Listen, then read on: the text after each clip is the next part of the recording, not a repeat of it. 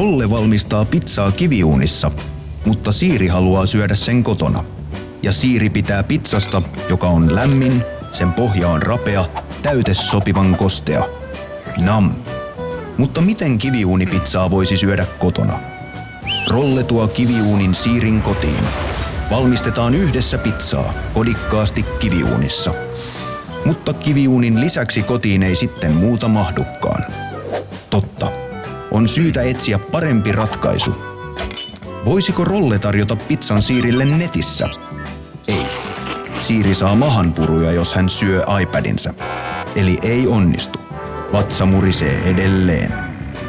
On todellakin syytä etsiä parempi ratkaisu.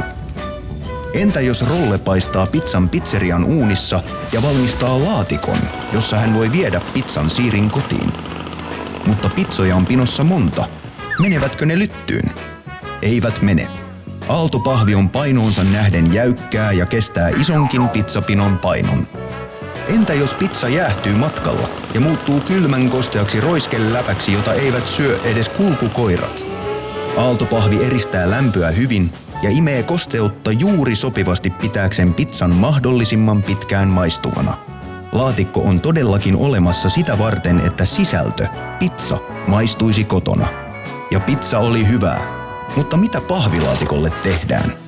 Aaltopahvi on valmistettu kierrätettävästä kartongista ja lähtee mielellään uudelle kierrätyskierrokselle kartongin keräysastiasta.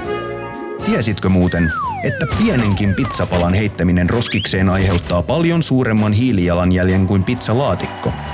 Pizzalaatikko on sankari.